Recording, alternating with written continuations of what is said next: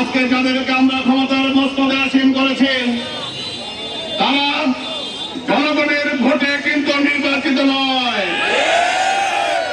আমরা 2000 তরুণ যুবক যারা ফেসিবাদের অপসারণ করে বিদায় করে জীবন উৎসর্গ করেছে এদেশের মানুষ আজকে আমরা এই বর্তমান সরকারকে আমরা ক্ষমতায় তাদেরকে আসীন করে দিয়েছি। সরকার কোন দুর্বল সরকার নয়, এটি হচ্ছে একটি শক্তিশালী সরকার, জনগণের আবেগের সরকার, জনগণের ভালোবাসার সরকার, সর্বস্তরের জনমানুষের সরকার। কাজেই আজকে যারা জুলাই অভ্যুত্থানে যারা নেতৃত্ব দিয়েছিলেন তারা মূলত দেশের মানুষ যাদের নতুন করে ফেসিবাদের জন্মগ্রহণ করতে না পারে,